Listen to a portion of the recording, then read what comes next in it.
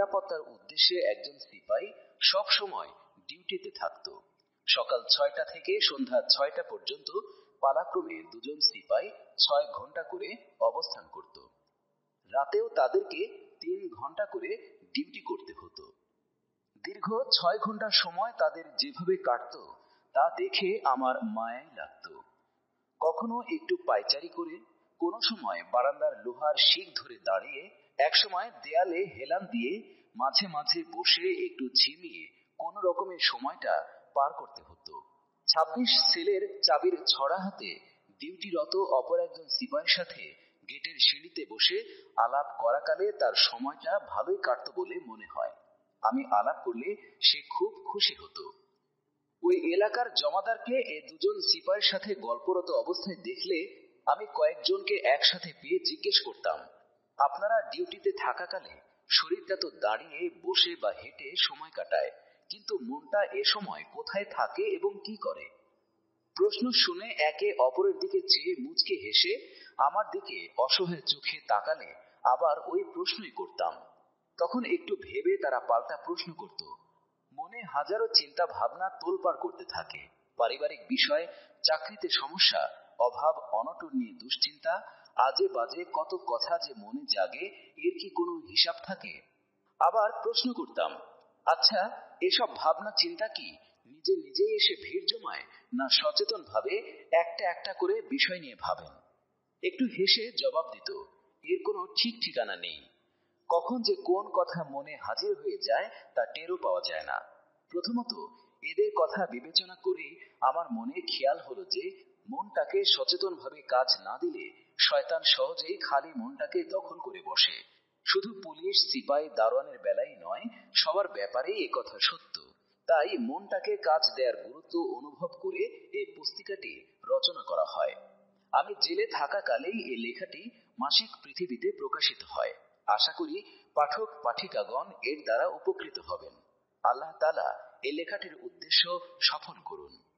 Golam Azam, August 1993। সূচিপত্র: মনটাকে কাজ দিন। মন কি চায়? ভালো মন্দের বিচার কে করবে? মনের উপর লাগাম লাগানোর উপায় কি? রাসূলগণের শেখানো পথ একটু ভেবে দেখুন। মনকে বশে আনার উপায়: মুখ ও মনকে একসাথে কাজ দিতে হবে। কুচিন্তা ও সুচিন্তা। দুশ্চিন্তা, মনের সাথে চোখের সম্পর্ক, মনের অবসর সময়ের কাজ। কতক বাস্তব পরামর্শ। শেষ কথা, পৃষ্ঠা 5। মনটাকে কাজ দিন। আপনার দেহকে শোয়া, বসা, দাঁড়ানো বা হাঁটা চলা ইত্যাদি যে অবস্থায় রাখুন, সর্বাবস্থায় আপনার মন কাজ করতে থাকে, এমনকি করতে থাকে। রাসূল সাল্লাল্লাহু আলাইহি ওয়াসাল্লাম বলেছেন, মানুষ এমন এক ঘোড়া যার পিঠ কখনো খালি থাকে না। যদি সে সব সময় আল্লাহকে তার পিঠে সাওয়ার করিয়ে রাখে তাহলে সে নিরাপদ।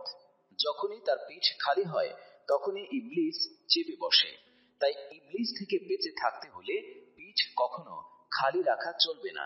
সর্বাবস্থায় সচেতনভাবে কথা, কাজ ও চিন্তায় আল্লাহর আনুগত্য করতে থাকলে ইবলিস তার আনুগত্য করানোর সুযোগ পায় না। আমরা যদি আমাদের মনকে শয়তানের কারখানা হওয়ার শোচনীয় পরিণাম থেকে রক্ষা করতে চাই তাহলে মনটাকে হামেশা কাজ দিয়ে ব্যস্ত রাখতে হবে। আমাদেরকে সিদ্ধান্ত নিতে হবে যে সচেতনভাবে তাকে সব সময় কাজ দিতে থাকব। বিনা কাজে কোনো সময় তাকে নিষ্ক্রিয় থাকতে দেব না। কথাটা বলা যত সহজ, বাস্তবে করা ততই কঠিন। এর জন্য রীতিমতো অনুশীলন ও অভ্যাস গড়ে তোলা ছাড়া সফলতা সম্ভব নয়। কিন্তু অনুশীলন ও অভ্যাসের জন্য যে নির্দেশনা দরকার তা কোথায় ও কিভাবে পাওয়া যাবে সে প্রশ্নটি প্রধান। এত বড় একটা বিষয় নিয়ে বহু বছর চিন্তা ভাবনা করেও কোনো কুল কিনারা পাচ্ছিলাম না। মনকে অনুগত করার চেয়ে কঠিন কাজ আর নেই। যে কাজ দেব তাই তাকে করতে হবে, আর কোনো কাজ করতে দেব না এমন কর্তৃত্ব মনের উপর হাসিল করা অসাধ্য ব্যাপার। মনকে সব সময় ইতিবাচক কাজ দেওয়ার সাধ্য কার? 24 ঘন্টার জন্য এ বিষয়ে রুটিন তৈরি করে সে অনুযায়ী মনকে পরিচালনা করা চরম দুঃসাধ্য সাধনা বলেই আমার অভিজ্ঞতা। মন কি চায়? মানব সত্তা বড় বিচিত্র। অনেক সময় মন এমন কিছু পেতে চায় যা বিবেক সমর্থন করে না। এতে স্পষ্ট বোঝা যায় যে মানব সত্তা একক নয়, মানুষের দুটি সত্তা রয়েছে, দেহ সত্তা ও নৈতিক সত্তা।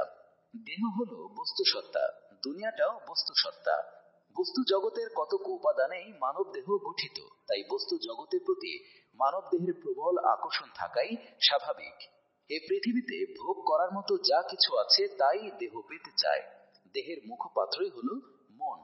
দেহ যা চায় দাবি করতে পারে, কিন্তু তাকে কোষে লাগাম লাগানোর যোগ্যতা যদি রূহ বা বিবেকের থাকে, তবে এ দেহরূপী ঘোড়াই দ্রুত গন্তব্যস্থলে পৌঁছে দেবে। ঘোড়াকে বাদ দিয়ে দ্রুত গন্তব্যে পৌঁছানো সম্ভব নয়। ভালোভাবে ঘোড়ার যত্ন নিতে হবে, ওকে সুস্থ ও সবল রাখতে হবে, কিন্তু এ দেহরূপী ঘোড়াকে নিয়ন্ত্রণ করার যোগ্যতা না থাকলে আরোহীর জীবনে ব্যর্থ। মনের উপর লাগাম লাগানোর উপায় কি? এ বিষয়ে ইতোপূর্বেই মন্তব্য করেছি যে বহু বছর চিন্তা করেও কোনো কুল কিনারা পাচ্ছিলাম না। কেমন করে কুল কিনারা পাবো? এই সমস্যার সমাধানের জন্য যে আল্লাহর রাসূল প্রয়োজন, যে সমস্যার সমাধানের জন্য আল্লাহ তাআলা রাসূল পাঠানোর প্রয়োজন মনে করেছেন, সে সমস্যার আর কে সমাধান করতে পারে? পৃষ্ঠা ৮। দেহযন্ত্র যে আল্লাহ তৈরি করেছেন, তিনি এর ব্যবহার পদ্ধতি রাসূলের মাধ্যমে শিক্ষা দিয়েছেন। মনের উপর লাগাম লাগানোর ইচ্ছা কারো থাকলে রাসূল সাল্লাল্লাহু আলাইহি ওয়াসাল্লামের কাছ থেকেই শিখতে হবে, এর অন্য কোনো বিকল্প নেই। বিভিন্ন ক্ষেত্রে বহু মনীষী তাদের প্রতিভার স্বাক্ষর রেখেছেন। দার্শনিক, বৈজ্ঞানিক, চিন্তাবিদ, রাষ্ট্রনায়ক, কবি, সাহিত্যিক, শিল্পী, সংগঠক, সমাজসেবক, বিভিন্ন ক্ষেত্রে যারা বিশ্বজোড়া খ্যাতি অর্জন করেছেন, তারাও মনকে নিয়ন্ত্রণ করার বিজ্ঞানসম্মত বাস্তব কোনো উপায় আবিষ্কার করতে সক্ষম হননি। কারণ এই কাজটির জন্য গবেষণা ও সাধনা যথেষ্ট নয়, এর জন্য রিসালাত ও নবুয়ত প্রয়োজন। নবী রাসূলগণ যে জ্ঞান লাভ করেছেন তা তাদের সাধনা ও গবেষণার ফসল নয়, তা আল্লাহর দান, যা তিনি নবী রাসূলগণকেই দিয়ে থাকেন।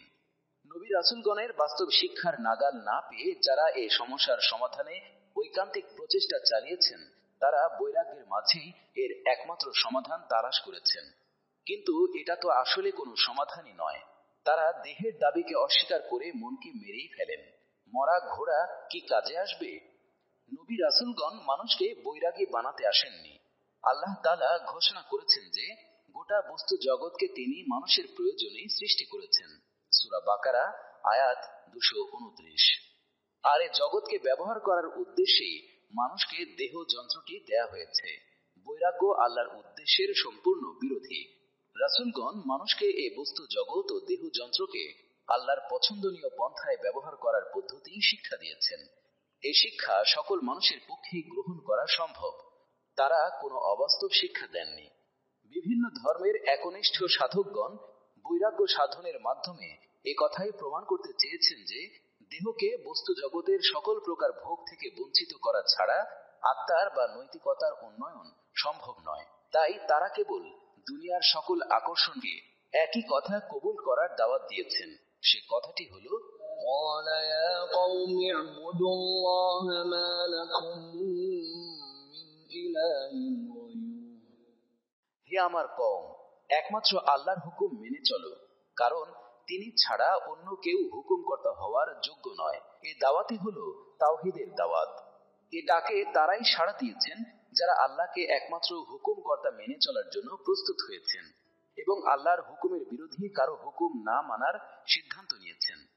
যারা রাসূলগণের এ প্রথম দফা দাওয়াত কবুল করেছেন, তাদেরকে যে দ্বিতীয় দফা দাওয়াত দেয়া হয়েছে বিভিন্ন সূরা, এবং তিনি যেভাবে ওই হুকুম পালন করা শিক্ষা দেন, একমাত্র ওই তরিকাই মেনে চলব। আল্লাহর হুকুম পালন করার জন্য রাসূল ছাড়া অন্য কারো কাছ থেকে ভিন্ন কোনো তরিকা গ্রহণ করব না। যারা তাওহীদ ও রিসালাতকে কবুল করে নিল, তাদেরকে সংগঠিত করে রাসূল সাল্লাল্লাহু আলাইহি ওয়াসাল্লাম এ দুটো দাওয়াত জনগণের মধ্যে প্রসারিত করতে লাগলেন। রাসূল সাল্লাল্লাহু আলাইহি ওয়াসাল্লাম নিজে এবং যারা তার দাওয়াত কবুল করলেন, তারা সবাই রাসূলের নেতৃত্বে তাওহীদ ও রিসালাতের দাওয়াতকে একটি আন্দোলনে রূপদান করলেন। এই আন্দোলনের উদ্দেশ্য হল সমাজে আল্লাহর প্রভুত্ব ও রাসূলের নেতৃত্ব কায়েম করা, অর্থাৎ দেশ ও সমাজ পরিচালনার দায়িত্ব এমন লোকদের হাতে আনা প্রয়োজন যারা আল্লাহর মর্জি মতো দেশকে চালাবে। যারা এভাবে রাসূলের নেতৃত্বে সুসংগঠিত হতে রাজি হলেন তাদেরকে স্পষ্টভাবে বুঝিয়ে দেওয়া হলো যে এ পথে সংগ্রাম করার আসল উদ্দেশ্য হলো আখিরাতের সাফল্য। দুনিয়ার সাফল্য আসল টার্গেট নয়। আখিরাতের টার্গেটকে সামনে রেখে যারা এ পথে চলবেন একমাত্র তাদের উপরে আল্লাহ সন্তুষ্ট হবেন এবং পরকালে তারাই বেহেশতের চিরস্থায়ী সুখ শান্তি লাভ করতে পারবেন। আজও রাষ্ট্রকে আল্লাহর বিধান অনুযায়ী গড়ে তোলার জন্য প্রয়োজন। একটু ভেবে দেখুন, নবী রাসূলগণের দাওয়াত কবুল করে ওই পদ্ধতিতে যারা ইসলামী আন্দোলনে সক্রিয় ভূমিকা পালন করেন এবং বাতিল শক্তির মোকাবিলায় সদা সতর্ক থাকতে বাধ্য হন তাদের মন স্বাভাবিক কারণে ভিন্ন চিন্তার জন্য কমই খালি থাকে। ইসলামী আন্দোলনের দেয়া পদ্ধতি অনুযায়ী তাদের 24 ঘন্টার রুটিন প্রণয়ন করতে হয়। নিজেদের জীবনকে এভাবে আল্লাহর সৈনিক হিসেবে তারা গড়ে তোলার চেষ্টা করেন। এর ফাঁকেই পারিবারিক দায়িত্ব পালন করতে হয়। পেশার ঝামেলা তো আছে। বাতিল শক্তির সৃষ্ট বাধা বিপত্তির প্রতিকারের উদ্দেশ্যে আন্দোলন হঠাৎ করে যেসব কর্মসূচি ঘোষণা করে তার জন্য জরুরি ভিত্তিতে শ্রম সময় ও অর্থ ব্যয় করতে হয়। তাদের মনে বাজে চিন্তা ঢোকার অবকাশ কোথায়? যে পথে চলার সিদ্ধান্ত তারা নিয়েছেন তা তাদের জীবনকে নিয়ন্ত্রণ করতে সাহায্য করে। যারা আন্দোলনে শরিক নয় তাদের পক্ষে আল্লাহর পথের এ মুজাহিদদের দৈহিক ও মানসিক ব্যস্ততা সম্পর্কে সঠিক ধারণা করা কঠিন। মুজাহিদদের মনে কুচিন্তা বাজে খেয়াল ভিন্ন ভাব ঢোকানোর জন্য ইবলিসের পক্ষে তেমন সুযোগ পাওয়ার কথা নয়। তবু অনইসলামী সমাজ ব্যবস্থার দরুন তাদের ঈমান আকীদা রুচি ও পছন্দের বিরোধী পরিবেশে তাদের মনকে পবিত্র রাখার জন্য সদা সতর্ক থাকতে হয়। পরিবারে সামাজিক অনুষ্ঠানে কর্মক্ষেত্রে পথে ঘাটে যানবাহনে হাটে বাজারে তাদেরকে বিপরীত পরিবেশের সম্মুখীন হতে হয়। অন্য 10 জনের মতোই রক্ত মাংসে গড়া দেহের দাবি তাদেরকেও তাড়া করা স্বাভাবিক। তাই এসব অবস্থায় মনকে পবিত্র রাখার জন্য বিশেষ যত্ন নিতে হয়। এখানে কবি রবীন্দ্রনাথের জুতা আবিষ্কার নামক কবিতাটি থেকে চমৎকার উদাহরণ পাওয়া যায়। পৃষ্ঠা 12। এক রাজা তার রাজ্যের ধুলাবালি থেকে পা দুটোকে রক্ষা করার জন্য রাজ দরবারে পরামর্শ চাইলেন। চামড়া দিয়ে সব রাস্তাঘাট ঢেকে দেওয়ার পরামর্শ সহ বিভিন্ন রকম মতামত প্রকাশ করা হয়। অবশেষে এক বৃদ্ধ বললেন, শুধু পা দুটোকে চামড়া দিয়ে ঢেকে দিলেই যথেষ্ট। এভাবেই জুতা আবিষ্কার করা হয় বলে ওই কবিতায় একটা রূপক গল্পের অবতারণা করা হয়েছে। সমাজের সর্বত্র যে অপবিত্রতা বিরাজ করছে তা থেকে মনকে বাঁচানোর উদ্দেশ্য পবিত্রতার চামড়া দিয়ে মনের জন্য মোড়ক তৈরি করাই একমাত্র উপায়। এই ব্যাপারে রাসূল সাল্লাল্লাহু আলাইহি ওয়াসাল্লাম নিম্নরূপ ব্যবস্থাপত্র দিয়েছেন যা সত্যি অত্যন্ত যুক্তিপূর্ণ ও বাস্তব ভিত্তিক। মনকে বশে আনার উপায়: 1. 5 ওয়াক্ত জামাতে নামাজ আদায় করা। দিন রাতের 24 ঘন্টার যাবতীয় কার্যক্রম নামাজকে কেন্দ্র করে রচনা করা। ফজরের নামাজ দিয়ে রুটিন শুরু। এর আগে অন্য কোনো কাজ নয়। টয়লেট ওযু গোসল তো নামাজেরই প্রস্তুতি। কালেমা তাইয়্যিবার মাধ্যমে জীবনের যে পলিসি ঠিক করা হয়েছে তা হলো আল্লাহর হুকুম ও রাসূলের তরিকা অনুযায়ী চলার সিদ্ধান্ত। নামাজ এই সিদ্ধান্ত অনুসারে চলারই ট্রেনিং। মন মগজ অঙ্গ প্রত্যঙ্গ দ্বারা নামাজে যা কিছু করা হয় তা সবই আল্লাহর হুকুম ও রাসূলের তরিকা অনুযায়ী।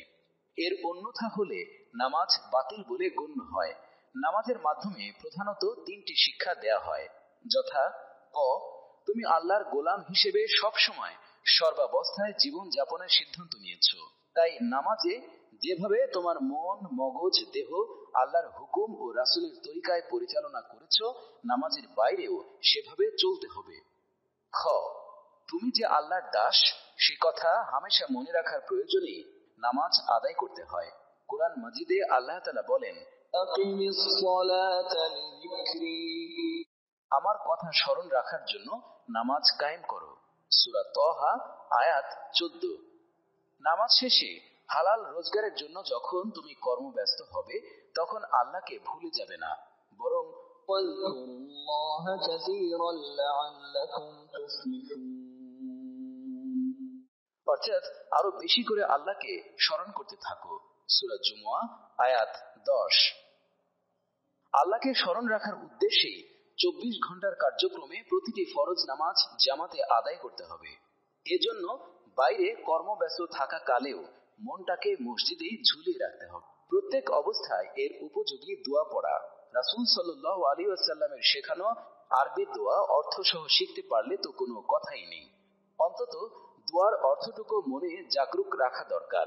ঘুমানোর আগে ও ঘুম থেকে জাগার সময়, টয়লেটে যাওয়ার পূর্বে ও ফিরে আসার সময়, ওযুর শুরু ও শেষে, খাওয়ার শুরু ও শেষে, বাড়ি থেকে বের হওয়ার পর ও বাড়িতে ফিরে আসার সময়, বাজারে চলার সময়, যানবাহনে উঠা ও নামার সময় ইত্যাদি সর্বাবস্থায় রাসূল সাল্লাল্লাহু আলাইহি ওয়াসাল্লাম দোয়া পড়তেন। 5. জিহ্বাকে জিকিরে ব্যস্ত রাখা। রাসূল সাল্লাল্লাহু আলাইহি ওয়াসাল্লাম মনকে সবসময় আল্লাহর জিকিরে অর্থাৎ কিন্তু মনে অন্য কথা ঘুরপাক খাচ্ছে। দেহ জায়নামাজে দাঁড়িয়ে সূরা পড়ছে আর মন কোথায় ছুটাছুটি করছে। মুখে তাসবিহ উচ্চারণ করা হচ্ছে এবং হাতের আঙ্গুলও তাসবিহ দানা টেনে নিচ্ছে বটে, কিন্তু মন অন্য বিষয়ে ভেবে চলেছে। অথচ বক্তৃতা করার সময় মুখ যা বলছে মনও তাই বলছে। বই পড়ার সময় মুখ ও মন একসাথেই চলে। কারো বক্তৃতা বা কথা শোনার সময় মন দিয়েই শোনা হয়। এই যে এখন আমি লিখছি, মন দিয়েই লিখছি, মন যা লিখতে বলছে তাই লিখছি। এসব ব্যাপারে মনোযোগ ঠিকই থাকে, কিন্তু নামাজ, তাসবিহ, জিকিরের বেলায় মন বিয়োগ হয়ে যায় কেন? এটা আমাদের শিক্ষার ত্রুটি। নামাজে যা যা মুখে পড়তে হয় তা শেখানোর সময় মনে কি ভাবতে হবে সে কথা শেখানো হয় না। মুখে যা পড়া হয় এর অর্থ জানা থাকা সত্ত্বেও মনোযোগের অভাব হতে পারে ওই শিক্ষার ত্রুটির কারণেই। তেমনি তাসবিহ ও জিকিরের ব্যাপারে মুখ ও মনকে একই সাথে চলতে হবে।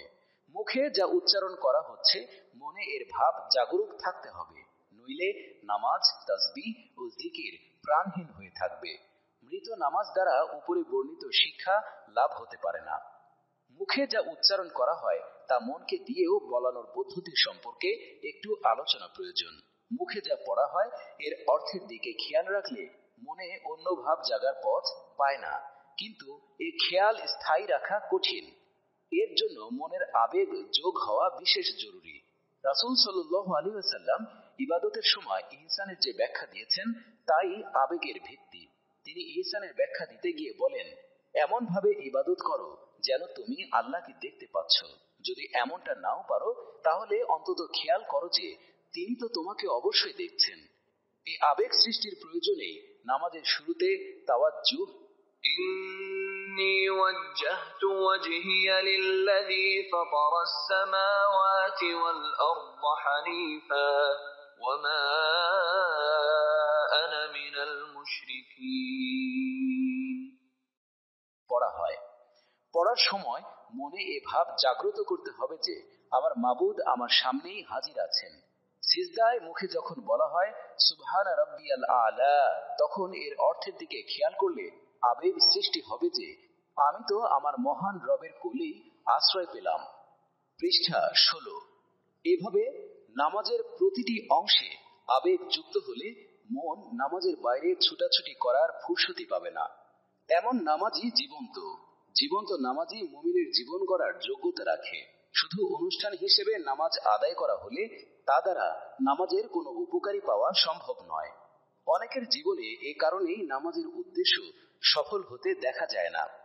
রাসূল সাল্লাল্লাহু আলাইহি ওয়াসাল্লাম বলেছেন, আল্লাহ তাআলা প্রত্যেক নেক আমলের কমপক্ষে 10 গুণ এবং বেশি পক্ষে 700 গুণ বদলা দেবেন। একই জামাতে নামাজ আদায় করেও কেউ 10, কেউ 50, কেউ 100, কেউ 700 গুণ সওয়াব পাওয়ার কারণ কি? একই কাজের মজুরি এত বেশি কম করে কেন দেওয়া হবে? নামাজে কে কতটা মনকে হাজির রাখতে সক্ষম হলো, কার জজবা ও আবেগ কি পরিমাণ ছিল, কে কতটা মহব্বতের সাথে মনিবের নিকট নিজেকে সমর্পণ করলো ইত্যাদির তারতম্যের ভিত্তিতে পুরস্কারের পরিমাণ কম বেশি হবে। নামাজ, তাসবিহ ও জিকিরের ব্যাপারে কমপক্ষে একটু চেষ্টা করতে হবে যে মুখে যখন উচ্চারণ করা হয় তখন যেন তা মনের অগোচরে না হয়। মনের দিকে খেয়াল রেখেই মুখে পড়তে হবে। আমার অভিজ্ঞতা থেকে বলছি যে বুকের বাম পাশে যেখানে হার্ট বা হৃৎপিণ্ড থাকে সেদিকে খেয়াল রেখে ধীরে ধীরে মুখে পড়তে থাকলে মনকে নামাজের মধ্যেই আটকে রাখা সহজ হয়। এর দৃঢ় সিদ্ধান্ত নিতে হবে যে মনকে নামাজের বাইরে যেতে দেব না। আমার এই অভিজ্ঞতার ভিত্তি হলো সুফি সাধকদের কালবি জিকির সম্পর্কে ধারণা। তারা কালবের অবস্থান বুকের বাম দিকে নির্ধারণ করেন। মুখে যেমন আল্লাহ উচ্চারণ করেন তেমনি তারা কালবেও উচ্চারণ করার অনুশীলন করে থাকেন। এমনকি সেখান থেকে এ উচ্চারণের আওয়াজও বের হয়। এটা তো দীর্ঘ অনুশীলনের বিষয়। রাসূল সাল্লাল্লাহু আলাইহি ওয়াসাল্লাম সাহাবায়ে কেরামকে এ অনুশীলনের শিক্ষা দিয়েছেন বলে আমি এখনো জানতে পারিনি। কিন্তু কালবে উচ্চারণ না করেও কালবের দিকে খেয়াল রেখে মুখে উচ্চারণ করলে যে একাগ্রতা সৃষ্টি হয় এ বিষয়ে সন্দেহ নেই। এই খেয়াল যত গভীর হয় মনোযোগ ততই মজবুত হয়। গভীর মনোযোগকেই সুফিগণ মুরাকাবা বলেন। কুচিন্তা ও সুচিন্তা। আগেও বলা হয়েছে যে দেহের দাবিতে মনে কুচিন্তা জন্মে, কিন্তু বিবেক তা সমর্থন করে না। যারা নৈতিকতার ধার ধারে না তাদের বিবেক দুর্বল। তারা ইচ্ছা করেই কুচিন্তাকে প্রশ্রয় দেয়। মনের পবিত্রতার কোনো মূল্য তাদের কাছে নেই। এ জাতীয় লোকদের সম্পর্কে এখানে আলোচনা নিষ্প্রয়োজন। পৃষ্ঠা 17। যারা সুচিন্তা করা পছন্দ করে শয়তান তাদের মনেও সব সময় মানবীয় দুর্বল মুহূর্তে কুচিন্তা ঢুকিয়ে দেয়। কিন্তু যারা আল্লাহর দাস হিসেবে জীবন যাপনের সিদ্ধান্ত নিয়েছে তারা অবশ্যই কুচিন্তাকে মন থেকে তাড়ানোর চেষ্টা করে। কোনো সময় যদি ওই কুচিন্তা মন্দ বিষয়ে লিপ্ত করেই ফেলে তখন তারা অনুতপ্ত হয় এবং তওবা করে। তারা স্থায়ীভাবে নফসের নিকট আত্মসমর্পণ করে না। যারা সুচিন্তায় অভ্যস্ত তাদেরকে নামাজের সময় ইবলিস নামাজের বাইরের কোনো সুচিন্তা মনে ঢুকিয়ে হলেও নামাজ থেকে অমনোযোগী করে দেওয়ার চেষ্টা করে। তাই নামাজে যে চিন্তা মনে জারি থাকা দরকার তাতেই একাগ্র হতে হবে। নামাজের বাইরের কোনো ভালো চিন্তাকেও প্রশ্রয় দেয়া ঠিক নয়। সাধারণত করণীয় বিভিন্ন কাজের ব্যাপারে ভালো চিন্তা এসে নামাজের চিন্তাকে সরিয়ে দেয়, কিন্তু বাইরের সুচিন্তাও জীবন্ত নামাজের জন্য ক্ষতিকর। নামাজে শুধু নামাজের চিন্তাই থাকা উচিত। দুশ্চিন্তা। কোনো মানুষই দাবি করে বলতে পারে না যে তার জীবনে কোনো সমস্যা নেই। সম্পূর্ণ রোগহীন দেহ ও সমস্যামুক্ত জীবন অবাস্তব। জীবনে আপদ বিপদ ও সমস্যার অন্ত নেই। জীবনের আরেক নামই সমস্যা। জীবন সংগ্রাম মানেই হলো জীবন সমস্যার সমাধানের প্রচেষ্টা চালানো। সমস্যা আছে এবং থাকবে জেনেই সমাধানের চেষ্টা চালাতে হয়। দুশ্চিন্তা কাকে বলে? দুঃখ, দৈন্য, আপদ বিপদ ও দুর্ঘটনার ফলে যে পরিস্থিতি সৃষ্টি হয় তা থেকে উদ্ধারের পথ পাওয়ার জন্য যে পেরেশানি ও অস্থিরতার সৃষ্টি হয়। হাজারো মুসিবতের মধ্যেও আল্লাহকে ডেকে তার দরবারে ধর্ণা দিয়ে এবং তার নিকট আশ্রয় চেয়ে মনে প্রশান্তি লাভ করা সম্ভব। সূরা ফাতিহায় একমাত্র তোমারই দাসত্ব করি এবং একমাত্র তোমারই কাছে সাহায্য চাই বলার উদ্দেশ্য তারই আশ্রয় কামনা করা। ঈমানদারের জন্য দুশ্চিন্তা অত্যন্ত মারাত্মক রোগ, কারণ আল্লাহ তাআলা বিপদ মুসিবত সম্পর্কে কোরআনে যে ধারণা দিয়েছেন তা বিশ্বাস করলে দুশ্চিন্তা থাকার কথা নয়। পৃষ্ঠা 20। ঈমানের দাবিদার হয়েও দুশ্চিন্তাকে প্রশ্রয় দিলে ওই চারটি মূল নীতিকেই অবিশ্বাস ও অগ্রাহ্য করা হয়। আর দুশ্চিন্তার অর্থ দাঁড়ায় এই যে, 1. আমার উপর এই মুসিবত দিয়ে আল্লাহ আমার উপর অবিচার করেছেন, এটা করা মোটেই উচিত হয়নি। 2. এই মুসিবত থেকে নিষ্কৃতি পাওয়ার জন্য আল্লাহর দয়ার অপেক্ষা করার ধৈর্য আমার নেই, আমাকেই কিছু করতে হবে এবং যেমন করেই হোক এ থেকে উদ্ধার পেতে হবে। 3. এই মুসিবতের মধ্যে আমার জন্য কোনো মঙ্গল থাকতে পারে তা আমি স্বীকার করি না। যারা আমার এই মুসিবতের জন্য দায়ী তাদেরকে আমি ক্ষমা করব না, সুযোগ পেলেই দেখে নেব। 4. সর্বাবস্থায় আল্লাহকে স্মরণ করেই মনের শান্তি পেতে হবে বলে যা বলা হয় তা কি করে সম্ভব? আমার মনে যাদের বিরুদ্ধে ক্ষোভ রয়েছে তা আমি কেমন করে ভুলব? আর আল্লাহকে এত ডেকেই কি হবে? চোখকে ক্যামেরার লেন্সের সাথে তুলনা করলে মনকে ক্যামেরার ফিল্মের সাথে তুলনা করা যায়। ক্যামেরার লেন্স যা দেখে তাই ভেতরের ফিল্মে ছবি হয়ে যায়, তেমনি চোখের লেন্স দিয়ে যা দেখা হয় তাই মনের ফিল্মে ছবি হয়ে ফুটে ওঠে। তাই মনকে পবিত্র রাখতে হলে অপবিত্র দৃশ্য দেখা থেকে চোখকে ফিরিয়ে রাখতে হবে। কোরআনে মুমিনদেরকে নির্দেশ দেওয়া হয়েছে যে পর নারীর উপর চোখ পড়ার সাথে সাথে নামিয়ে নিতে হবে। চোখ যা দেখে মনকেও সে তা দেখায়। নামাজে সব সময় চোখ বুজে থাকা মাকরুহ বলে চোখ বন্ধ রাখার ফাঁকে ফাঁকে চোখ খুলতে হবে। মনকে নামাজে নিবদ্ধ করার প্রয়োজনে চোখ বন্ধ করা জায়েজ। সবসময় চোখ বুজে নামাজ আদায় করলে চোখের ট্রেনিং হয় না। নামাজের বিভিন্ন অবস্থায় বিভিন্ন স্থানে দেখার বিধান রয়েছে, যাতে চোখকেও আল্লাহর হুকুম এবং রাসূলের তরিকা অনুযায়ী ব্যবহার করার ট্রেনিং হয়। এই ট্রেনিং এর উদ্দেশ্য হলো নামাজের বাইরে চোখকে আল্লাহর হুকুম ও রাসূলের তরিকা মেনে চলার যোগ্য বানানো। যাদের নিকট মনের পবিত্রতা রক্ষার গুরুত্ব রয়েছে, তাদেরকে চোখের নিয়ন্ত্রণে অবশ্যই সচেষ্ট হতে হবে। মনের অবসর সময়ের কাজ। অঙ্গ প্রত্যঙ্গ দিয়ে আপনি যখন কাজ করেন, তখন ওই কাজটি ভালোভাবে সমাধা করার জন্য মনোযোগ দিয়েই কাজটি করতে হয়। অবশ্য এটা কাজের ধরনের উপর অনেকটা নির্ভর করে। কৃষক ও শ্রমিকদেরকে শুধু হাত পা ব্যবহার করে গতানুগতিক ধরনের এমন কাজও করতে হয় যে কাজে মনের তেমন কোনো দায়িত্ব থাকে না। রিকশাওয়ালার দেহ রিকশা টেনে নিয়ে যাওয়ার সময় এ কাজে মনের তেমন কোনো দায়িত্ব নেই বলে তখন হাজারো ভাব মনে জাগতে পারে। পৃষ্ঠা 22। কিন্তু হাত যখন কলম দিয়ে লিখে, তখন মন এ কাজ থেকে বিচ্ছিন্ন নয়। মুখ যখন বক্তৃতা করে অথবা কান যখন বক্তৃতা শোনে, তখন মন এ কাজেই শরীক থাকে। তাই আপনাকে হিসাব করতে হবে যে আপনার দেহ যে কাজ করছে সে কাজে মনের দায়িত্ব কতটুকু আছে। যে কাজের সময় মন বেকার থাকে তখন তাকে কাজ দেয়া প্রয়োজন। তা না হলে আপনার অজান্তেই ইবলিস তাকে বাজে কাজে বেগার খাটাবে। এটাই মানব জীবনের বিরাট এক সমস্যা। মন অত্যন্ত শক্তিশালী যন্ত্র। এর যোগ্যতা ও কর্মক্ষমতা অসীম। কাজ ছাড়া এক মুহূর্ত সে থাকতে পারে না। তাকে সব সময় কাজ দেওয়ার যোগ্যতা অনেকেরই নেই। ফলে আপনার এ মূল্যবান কর্মচারী ইবলিসের বেগার খাটে। আপনার দেহ কোথাও বসে বা দাঁড়িয়ে পাহারা দিচ্ছে। ঘন্টার পর ঘন্টা বসে বা পায়চারি করে কাটাতে হচ্ছে। একা একা পার্কে বা রাস্তায় ভ্রমণ করছেন। যানবাহনের অপেক্ষায় স্টেশনে বসে বা কিউতে দাঁড়িয়ে আছেন। যানবাহনে চুপচাপ বসে আছেন বা বসার জায়গা না পেয়ে দাঁড়িয়ে আছেন। দৈহিক পরিশ্রম করার পর ক্লান্তি দূর করার উদ্দেশ্যে বসে বা শুয়ে আছেন, অথবা ঘুমের কামনায় বিছানায় চোখ বুজে পড়ে আছেন। এমন বহু সময় রোজই আমাদের জীবনে কেটে যায় যখন সচেতনভাবে আমরা মনকে কোনো বিশেষ চিন্তায়, ভাবনায় বা পরিকল্পনা রচনায় ব্যবহার করি না। মনকে আমরা এভাবে যখনই বেকার রেখে দেই, তখন সে ইবলিসের বেগার কর্মচারীতে পরিণত হয়। এর প্রতিকার হিসেবে রাসূল সাল্লাল্লাহু আলাইহি ওয়াসাল্লাম একটি ইতিবাচক ও একটি নেতিবাচক উপদেশ দিয়েছেন। নেতিবাচক উপদেশটির সারমর্ম হলো, তোমরা আল্লাহকে লজ্জা করো। মনে এমন ভাব আসতে দিও না যা আল্লাহ অপছন্দ করেন। আল্লাহ মনের গোপন ভাবও জানেন। তাই এই কথা খেয়াল রাখবে যে এমন কথা আমি মনে কি করে স্থান দিতে পারি যা আমার মনিব অপছন্দ করেন।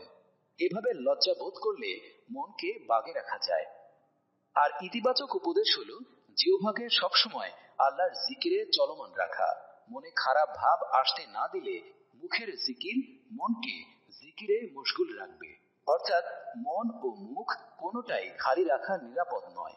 মুখের জিকির মনকে জিকির করতে সাহায্য করে।